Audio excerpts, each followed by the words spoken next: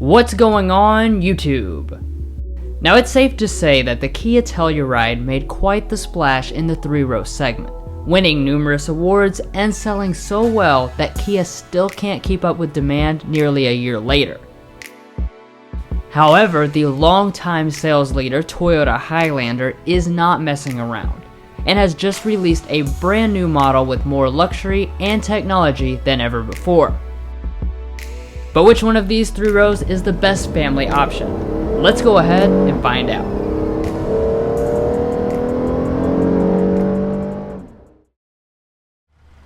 Alright, so kicking things off here, we have to talk about the pricing and equipment level of these two.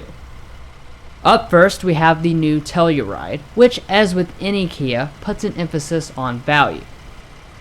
This particular example is a loaded to the max SX trim, with both all-wheel drive and the Prestige package.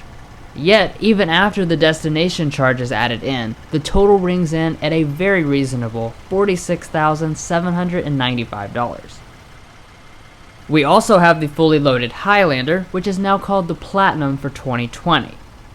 With a couple small options and the destination charge added in, its final price is closing in on $51,000. For those of you paying attention, that puts these at a not insignificant price difference of $4,077. We will factor this difference into the points when we consider the topic of value later in the video. So beginning things off here with the outside styling, these two honestly couldn't look much different from each other than they do.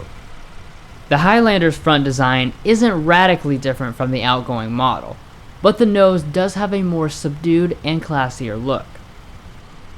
The Telluride, on the other hand, evokes classic SUVs in its design, with a large boxy grille and plenty of chrome. As far as the lighting, both offer fully LED headlights and fog lights. However, the Telluride does have the advantage by having LED turn signals, finished in a distinctive amber color. As far as the rest of the styling, they continue to look very different, but most of the equipment is the same, besides for the Telluride having exposed exhaust tips. The wheels on both measure in at 20 inches and have very nice looking designs that match with the overall styling well. Now moving beyond the appearance to the features, the mirrors are heated with blind spot monitoring, but only the Telluride has power folding, and only the Highlander has a projection puddle lamp. In addition to those BSM systems, both Toyota and Kia give you their entire suite of safety systems as standard equipment. That means they have automatic emergency braking, lane keeping assist, adaptive cruise control, and automatic high beam headlights. Once again on all the models, not just these higher end trims.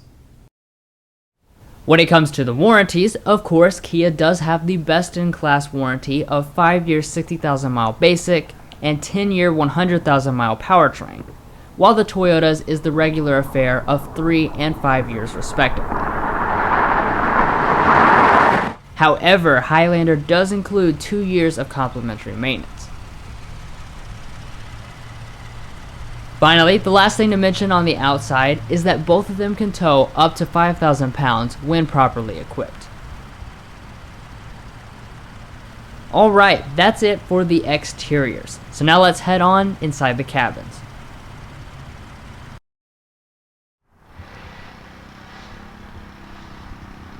Now walking up to the SUVs, both vehicles of course have smart entry systems. And remote start is available in each of their respective apps for a subscription after the trial period has expired. It is also worth mentioning that the Highlander has a more convenient sensor behind the handle. Now first taking a look inside, the two interiors look just as different as the exteriors. In the Highlander, it has real leather seating finished in a platinum exclusive glazed caramel color scheme. And for the Telluride, its interior is obviously black, but the leather is a higher grade Napa leather. The Kia also has the seat adjustment advantage since it has power thigh extension in addition to the heating, ventilation, and two-person memory seating that they both have.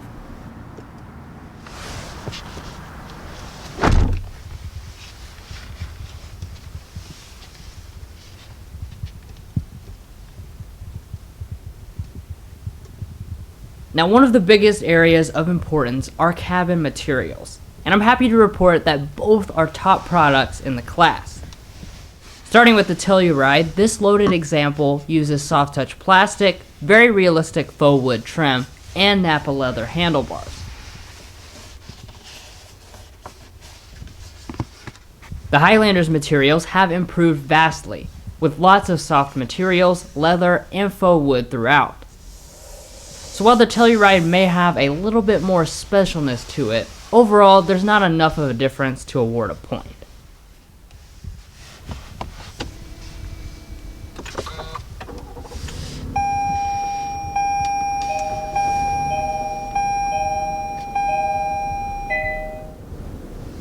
One area where they are similar is with the gauges. Both have 7-inch multifunction displays as well as large head-up displays to accent. But one advantage of the Telluride is its blind spot camera system, which shows you a live feed of the blind spot when using the turn signal. And coming back to the steering wheels, they are leather wrapped and heated, and both also have rain sensing wipers. Next up, we have the very important aspect of storage, where the Highlander comes out ahead. That's not to say that the Telluride is compromised, but the Highlander's deeper bin, and especially the giant storage shelf, put it ahead in this regard. Next up, we have the shifters, both of which are traditional with manual shifting abilities, and when in reverse, they also have 360-degree bird's eye camera systems. It is also worth noting that the electronic parking brake in the Toyota automatically engages and disengages. The climate controls are fundamentally the same, and both models give you 3-zone automatic setups. Alright, so let's go ahead and compare the audio systems.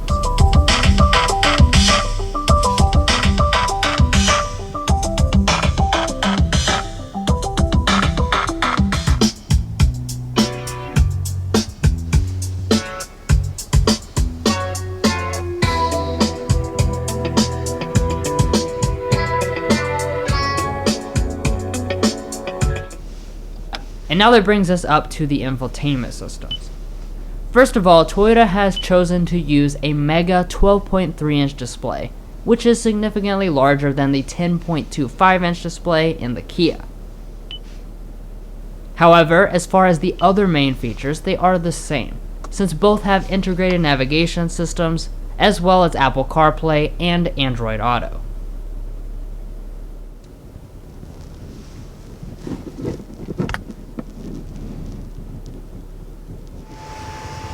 Finally, the last thing to mention up front are the roofs, where both have an advantage.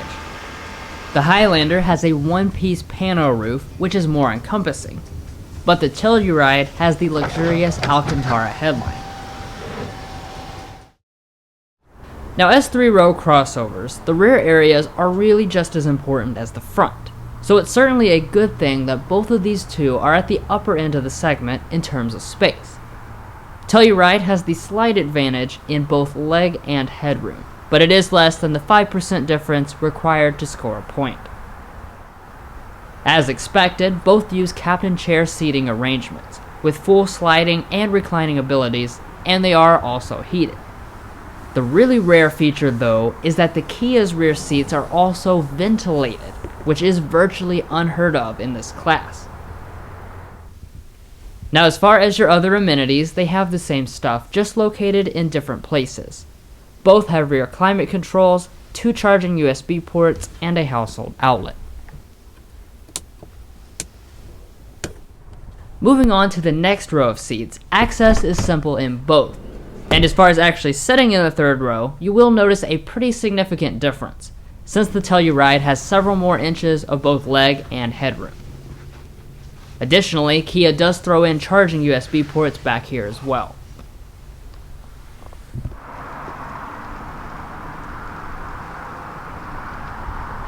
Moving around to the rear, both have kick-activated power tailgates, and once they open up, you'll find similar cargo capacities.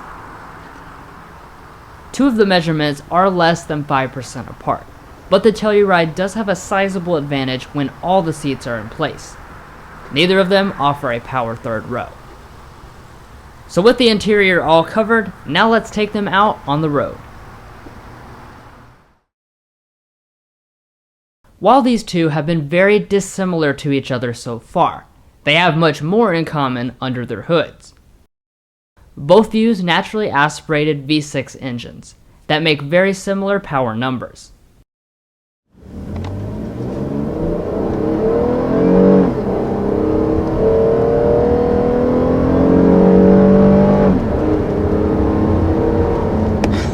Alright, so first taking off here in this all-new Highlander. This area here, it does feel familiar, and that's because it does have the same powertrain as last year. Not a bad thing though, really quick.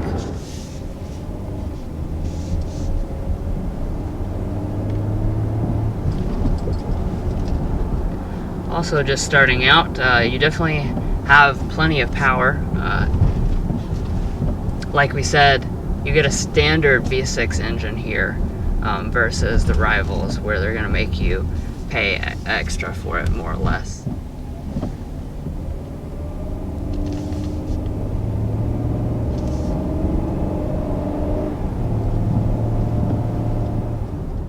That power is routed through 8-speed automatic transmissions in both, and both have all-wheel drive as equipped.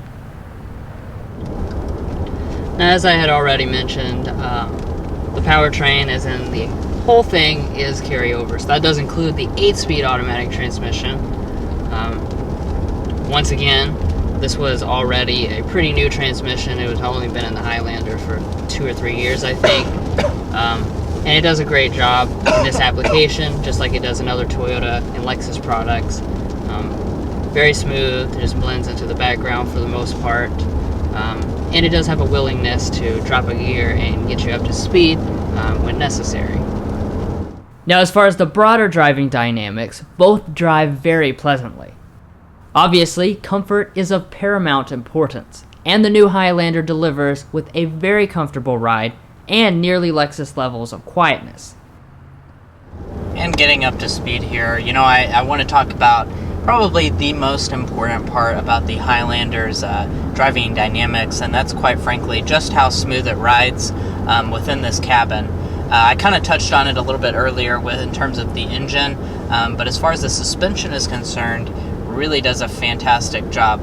It honestly feels kind of like, I would say it's just a tad worse than the Lexus RX, which is a fantastic compliment because when you go over a bump, you really don't feel much of anything, and it has a lot of refinement to its ride, which is what buyers really are wanting in this segment. While certainly not uncomfortable, the Telluride does seem to be sprung a little firmer. This road is quite rough here, and like I was saying, you really do have a luxurious ride. It definitely takes these bumps with ease. I cannot feel any type of violent intrusions or anything into the cabin. However, when it comes to handling, the slightly stiffer ride and extremely well-tuned steering make the Telluride the most manageable 3-row SUV we've ever driven. It feels much smaller than it is, making it easy to drive even on crowded California freeways. Finally, finishing this part, the Highlander's powertrain setup does net it a noteworthy fuel economy advantage of 23 combined versus 21 combined. Now rest assured, we did not forget about the $4,000 price difference between these two shown at the beginning. For our value points, we will award a half point per $1,000 of price difference, or 2 additional points to the Telluride.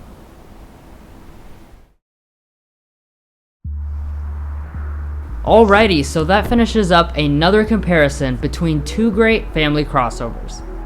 The Telluride is one of the most impressive vehicles we drove in all of 2019, and it continues to offer an amazing amount of value. But you still cannot be blamed for choosing the upgraded Highlander with all of its advantages. Thanks for joining us for another Car Confections comparison. And be sure to subscribe for more comparisons as well as our signature full review videos. Take care.